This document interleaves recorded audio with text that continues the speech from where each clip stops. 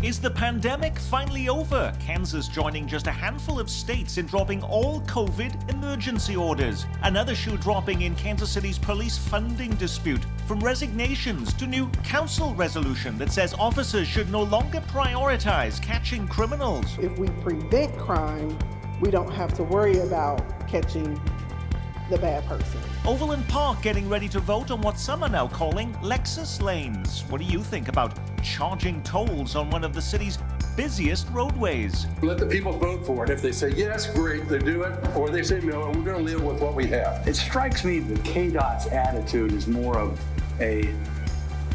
it's my way or no highway. Those stories and the rest of the week's big local happenings straight ahead on Week in Review. Week in Review is made possible through the generous support of Dave and Jamie Cummings, Bob and Marlise Gorley, the Courtney S. Turner Charitable Trust, John H. Mize and Bank of America N.A. co-trustees, and by viewers like you.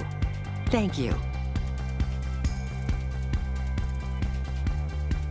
Hello, I'm Nick Haynes, and it is good to be back after bringing you the Carpenters, the Bee Gees, and all manner of inspirational programs that help improve your brain and heart health during our membership drive over the last 2 weeks. I hope we can improve your heart and brain health during this program this week as we track the most impactful and inspiring stories happening where we live. Don't worry, the Kansas City Star's Dave Helling won't be belting out a couple of Bee Gees tunes during this show. Lisa Rodriguez, news director at KCUR, is probably wondering who are the Bee Gees. Also around the cozy confines of our virtual table this week, Michael Mahoney, chief political reporter at KMBC 9 News, and Eric Wesson, editor of The Call newspaper. I've mentioned before on this program that we have a viewer in Kansas called Frank who regularly emails me to complain about how many minutes we spend on the program talking about Missouri side issues and how many minutes we talk about Kansas. So Frank, I am going to start with a Kansas side issue.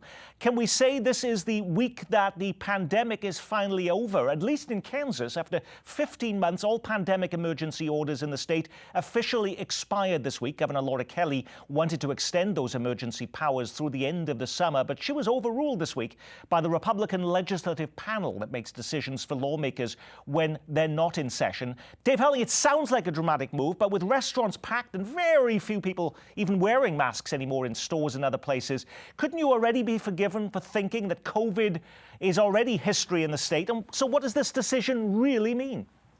Well, it shows the politics of the COVID emergency have not gone away, Nick. By the way, I started a joke that started the whole world laughing. That's my Bee Gees reference. Thank you. Thank you for that. The reality is, and anyone who has ventured outside of his or her front door in the last 2 weeks understands this, no one seems worried about COVID at all anymore. That's a combination of vaccinations and other steps that people have taken. And so as a political matter, extending the emergency declaration in an aggressive way was always going to be problematic. People are just tired of it. It's the summer. They want to do something else. But there was also a message sending involved in the Kansas story, Nick, because the Republicans didn't even convene a meeting in the Legislative Council to consider the governor's request for a limited extension of COVID emergencies because they've just grown tired of her approach to the pandemic. But Lisa, if you think about what the emergency orders did, one of them, for instance, was allow the governor to bring out the National Guard to help administer and implement those big vaccination clinics, for instance. But, for instance, right now, the state of Kansas is even turning away vaccines because so few people want it. So is there any practical difference that this makes? I think for most of us, you probably won't be able to tell that for most Kansans that an emergency declaration has ended. Really what it does is just kind of complicate some logistics. The National Guard was helping with a lot of transportation of supplies and vaccines, and now that'll have to be handed over to the health department. Something to watch, though, and something the governor's office had said was that ending the emergency declaration could potentially mean that up to 65,000 households are not eligible for for SNAP benefits. Those are food stamps. So that'll be something to watch going forward as well, to see how that, if that has actually any practical effect in Kansas. Just before we headed into our membership drive, a decision by the mayor to pull more than $42 million from the police department budget topped our show. There were accusations he was defunding the police. He claims he's just holding the department accountable. But guess what? After weeks of accusations, lawsuits and threats, the issue is still unsettled and it's still causing anger and resentment. Now, this week, one of the 5 members of the police board that filed a suit against the mayor and the city council to halt that cash grab has now resigned, and the city council is drawing ire for a new resolution that calls on police to prioritize preventing crime rather than catching criminals. And so if we prevent crime, we don't have to worry about catching the bad person. And so that's what we need to be really focusing on prevention. That's City Councilwoman Melissa Robinson. Lots to unpack here, Eric Wesson, but I'm already getting a lot of emails from viewers saying this has to stop. I don't think many folks seem to believe on that council what the job of police is, and that is to catch criminals, isn't it? Yes, but they have a responsibility. And I think Councilwoman Robinson's point is they have a responsibility to help prevent crime as well. And even going back to the demonstrations during the George Floyd murder, it's like police have just gotten hands off. It's like, let them police themselves. And I think that's one of the directions that she was going. Michael. I've heard the same thing that you have after we did that story, is that people are going, what? They're supposed to catch the bad guys, but there's an element of policing that is preventative and is trying to improve the community. And I think everybody agrees that simply locking up the bad guys is not the way to solve the problems in a long-term fashion. You were on the program, Lisa Rodriguez, the last program we did before our membership drive when this first sort of blew up. And at that time I asked you, we talk about this $42 million and it was going to go into community-related services. We didn't know at that point in time what that was going to be spent on. Are we any the wiser now, 3 weeks later, as to where that money is going to be spent? We don't have any more specifics than we had 3 weeks ago. And whether that's due to all of this getting tangled up in a lawsuit and not knowing whether, not wanting to plan until you know that you're actually going to be able to see this plan through, but we don't know yet. All we know are the kind of the broader things that Michael just spoke about: crime prevention efforts, community policing, mental health, these kind of broad topics that we're talking about, but we're still short on specifics. We had one of the members of the Board of Police Commissioners resign this week, Dave Helling, one of 5 members there, Nathan Garrett. Why did he resign, and what difference does any of this make to how this will move forward on this police funding issue and local control of police in the future? He left as one of the members he said, because he's moving out of Kansas City, and so is no longer eligible. Now, it should be pointed out, as very few reports did, that his term expired back in March. So he needed to leave anyway, unless reappointed by the governor. Under state law, he could stay until the new appointment is made, but his term had expired. That's really the important thing here. Who will Governor Mike Parson appoint to replace Nathan Garrett? Will he consult with community groups, or will he go for someone north of the river? There's real agitation that someone on the board should be come from north of the Missouri River. So that's an important decision and should be made relatively quickly, we assume, in the next couple of weeks. And that will go a long way to determine how this dispute continues. When Governor Parson appoints someone, it is going to be somebody philosophically very close to Parson's point of view on this dispute and Nathan Garrett's. And Parson has actually used the phrase that he believes what Kansas City is doing is defunding the police. So it might be a different person, but by and large, it's going to be the same philosophical approach. Eric. I think the turning point is going to come with the lawsuit that Gwen Grant filed on behalf of the citizens and taxpayers of Kansas City. And I believe if that lawsuit gets passed through the line, when it gets into federal court, there's going to be some conversation, and I mean some very legal conversations about local control of the police department. Whether or not it's legal for them to maintain that control even today. And I think that lawsuit is going to open a lot of doors. That was very strategic, but I think that lawsuit will determine equal protection is in there, taxation without representation is in there. Dave Helling, can I just say that the head of the police union is already saying, because of all of this, it is having a dispiriting effect on officers. They're already now looking to move to other places, get out of the police department entirely. But is there any evidence whatsoever that even removing the $42 million to a community fund would mean less officers in Kansas City than we have today? There were specific line items cut from the police department budget by the city council in the original resolution that at least some members of the police department argued would be a reduction in force of 300 or 400 officers. That's under some dispute. But I do want to make a couple of clarifications that I think are important. First, Gwen Grant's lawsuit was not a lawsuit. It was a motion to intervene in the existing lawsuit between the Board of Police Commissioners in Kansas City. And that's in state court. And as Eric points out, she raised the equal protection argument, but she also raised a fascinating argument that I write about for this weekend's newspaper concerning the Hancock Amendment in Missouri, which prohibits unfunded state mandates. And if you follow the logic of the Hancock Amendment, it may be illegal for the police department to ask for anything more than 20% of the general fund because that was in place when the Hancock Amendment passed.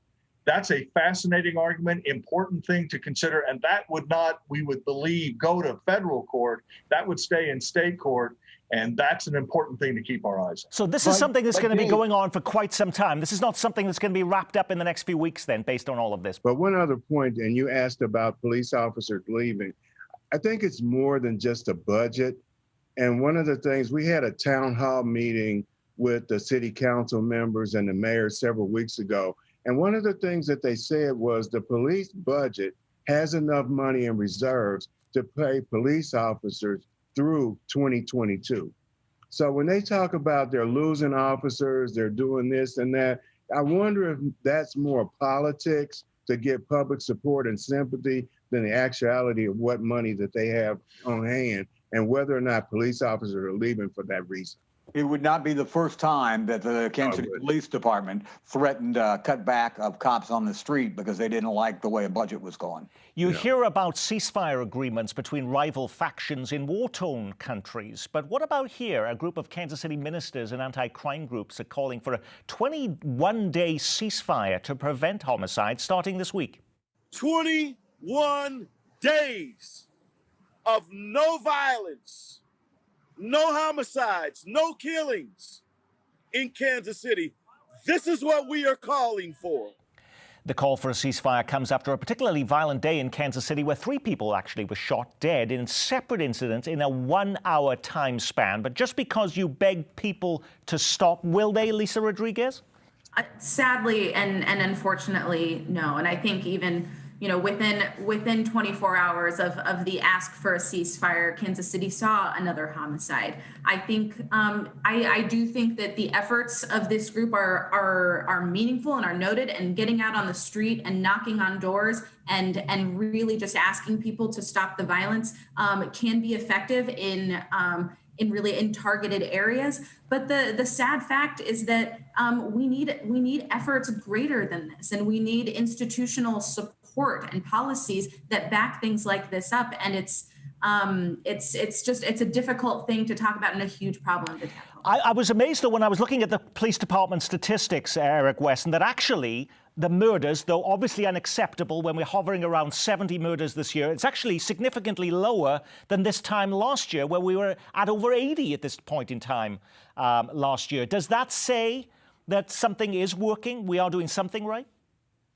No, that doesn't say that at all. It's just that bad guys haven't started killing as many people this early in the year, and we still got the summer to go through. But let me just say this about, and I agree with Lisa, their efforts are noble, but to put a 21-day on it, probably, let's just get through the day. Don't give me a boundary of 21 days. Let's just get through today without an act of violence or murder. And it's going to take more than going out in the neighborhood telling people to call this number. I believe, just me personally, knowing how things go in the inner city. I would set up tents or booths in each neighborhood and let people come to me there rather than walk up to a young guy that's kind of distraught and give him a phone number and tell him to call this number to get connected to this service. Bring those services out into the community and let people connect to them one-on-one, eye-to-eye, rather than calling people. It's not going to work. That was actually my view on the vaccine as well, by the way, Eric. Bring the vaccine to people rather than expecting people to go other places. Did anybody else want to comment on that before we move on? I just throw in this quickly. You know, this has been tried before. Carol Coe organized a murder-free August many years ago, and it struggled to achieve that goal. These are very, very difficult things to pull off. The kids who are involved in this kind of violence aren't listening to the ministers, and they weren't listening to Carol Coe back then. Lisa. You know, looking at these homicide statistics, and that really what we need to see is a sustained trend year over year to know that anything is actually working. I remember even 5 years ago, we were celebrating a year where homicides had dropped significantly, and we turn around and the next year they spike again. It really is going to take a lot of time and a truly sustained, prolonged lowering of these numbers for us to know that anything is working. In other news this week, the biggest travelling exhibition in Union Station history opened to the public. The Auschwitz exhibit features more than 700 artifacts chronicling life inside the Nazis' most notorious concentration camp. With 80,000 advance tickets sold, this could be Union Station's most attended exhibition. Do you plan to go? It's going to be of great interest to an older generation of Kansas Cityans. But what about our young people? Do they even know much about it? Well, we took a couple of Kansas City, Missouri school district students to the exhibit this week to gauge their reaction. I'm Savannah. I'm in 6th grade. I don't really know what the Holocaust is. I'm 13 years old and I'm going to 8th grade. I didn't actually learn about it in school. I learned about it throughout the years on the internet. It made me feel sympathy, put me in the perspective of other people. It doesn't feel long ago nor far away, but it does feel abstract. Because there's no real way to actually understand something unless you go through it firsthand. Just some of our young people's reactions to the Auschwitz exhibit. It runs through the end of January at Union Station. It's hard to transition from the Holocaust to other issues because everything else, of course, seems less pressing and petty. But there are a lot of news developments getting people hot under the collar in our metro this week. Is Johnson County's largest city about to hit the go button on what is being dubbed Lexus lanes, though perhaps they could just as easily be called Lamborghini lanes? What I'm referring to are plans in Overland Park to build an express lane on its biggest, most congested stretch of roadway. Citizens packed the seats inside Overland Park City Hall this week as Kansas transportation officials went through public polling numbers that claimed local residents are favorable to the idea of charging tolls on 69 Highway in order to fund an expansion of the roadway. There's no doubt that improvement of US 69 is an investment that we have to make. It is a user fee. It is a voluntary choice.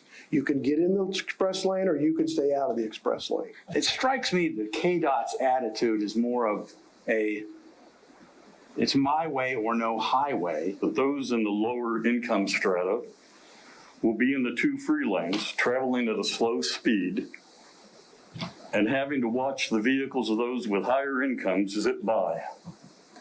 This will only reinforce a perception of Overland Park as being a city of haves. Okay, that final decision on that, Dave Helling, is going to come up next week. But let's be clear, if you're only paying a fee if you use the new fast lane, is it really fair to use that social justice argument that we're creating a new system of haves and have-nots? If you create a highway system in which you charge people to get more convenience, you do risk having a bifurcated transportation system where the rich people get to go quickly and poor people don't. So that's always an issue with toll roads. And then there's the environmental concern, Nick, and I haven't heard this talked about a lot, but the idea of building yet more, interstate highway lane miles will concern some people, because the idea of aiding sprawl in our community is probably not the best approach, according to some. So that may become an issue in this discussion. It also makes me think, Lisa, about the idea that somehow this will encourage people to want to work from home. You could be paying up to $17.50 a week if you go the entire length, back and forth every week. That would be a huge impediment for many people, and they'd prefer not to go to work at all, and they'll just work remotely. Well, I think that whether or not you've got to pay a toll to get to work or not, I'm hearing people make that argument that they're enjoying working from home. But I will say something that I've learned in last year especially, is that if you have the means, people are willing to pay for convenience. We see that in food delivery, in grocery delivery, having someone else do that. If you can afford $17 bucks a week to get to work and save yourself 10 to 15 minutes in the morning, people will pay it. Why does it have to be this way, though, Michael? I've been amazed, actually. We have all this money awash right now for infrastructure going around Washington right now. Why couldn't Sharice Davids, who represents this, put that in a bill and have it funded by the federal government? I think that's exactly what's going to happen. And no less than Senator Roger Marshall, who is a big critic of virtually everything Biden these days, says this project might be the state's biggest priority, and he thinks that infrastructure funds would be appropriate for it. Over on the Missouri side, by the way, Kansas City Congressman Emanuel Cleaver has been able to shoehorn into a new infrastructure bill $6 million in funding to pedestrianize the 18th and Vine Jazz District. We're talking about blocking off the main drag there to vehicles. So what difference, Eric Wesson, would that make to the 18th and Vine Jazz District? We'd have even less parking spaces down here. I looked at this before when they were talking about doing this. It's been a project of Ollie Gates for a long time. He wants to put a fountain down at the end of 18th and Paseo and then force people to walk through there, but you have no place to walk to. You got one restaurant down there, the Jazz Museum, but there's no place. And those cities that they're trying to model them after, their streets are wider. And here's a cautionary tale, and you don't have to look to another city. All you have to do is look across the river to Kansas City, Kansas. Years ago in the 70s, when the pedestrian wave first started, Kansas City, Kansas took several blocks of their downtown area on Minnesota Avenue and turned it into a pedestrian mall. And it killed almost every business down there. But Emanuel Cleaver seems to take a very different view, Lisa Rodriguez. And he says, in fact, I heard one of the quotes that, everyone in Kansas City would want to go down there and take pictures because it would be such a transformative effect if we spend $6 million doing this. Right. I think he's kind of envisioning a plaza full of pedestrians or farmers markets that pop up in the weekend that are extremely popular. But I think that what Eric and Michael bring up are very real concerns. There are two different visions that people are seeing here, and it'll be interesting to see that play out. I think there's high risk, I guess. If you had $6 million, Dave Helling, to spend on improving the 18th and Vine Jazz District, would this be the way you would spend it? Well, it may be that this $6 million can only be expended in this way, so it's a bit of a false choice. But having said that, we've spent a lot of money at 18th and Vine, Nick, and we have not yet discovered the formula that will make that district be what everyone wanted it to be 25 years ago when the improvements first started. The Negro Leagues Museum remains an important anchor of that community. The Jazz Museum is showing some signs of coming back, but it isn't clear another $6 million is going to fix the problem. One of the things that I would like to see since I'm down here is an affordable sandwich shop, something that creates foot traffic, a hat store, a shoe store. If you don't have stores and shops that create foot traffic, you're just wasting concrete. We have public television viewers all across our metro saying, yes, absolutely, Eric, I would go down there if they had a hat store. And a number of them, 7%, said they'd go down there if there was a cravat store as well. With just 30 minutes... You'll be surprised at how many black women buy hats. All righty. And we're in the church. With just 30 minutes, we can't get to every story making the headlines. What was the big local story we missed? Local government offices and scores of businesses closed to observe Juneteenth. First it was lifeguards in short supply, now it's ride operators, a staffing shortage forcing Worlds of Fun to close 2 days a week. The owners of Leewood's Town Centre Plaza Shopping Centre filing for bankruptcy. How many soccer fields does this metro need? Kansas City breaking ground this week on a new $36 million Northland soccer complex. Gives our young people a place to go, gives our tax base a huge boost. And we have so many soccer complexes that we can access, and that $36 million could have such a larger impact on so many more Kansas Cityans. And one of the most prized places to develop in Kansas City right now is along the expanding streetcar line. So should the city be giving away millions in tax breaks to developers who want to build alongside it? Requests for city money to help turn the former Cat's Drug store into luxury apartments, now sparking tension in the long-running saga over tax incentives. Lisa Rodriguez, did you pick one of those stories or something completely different?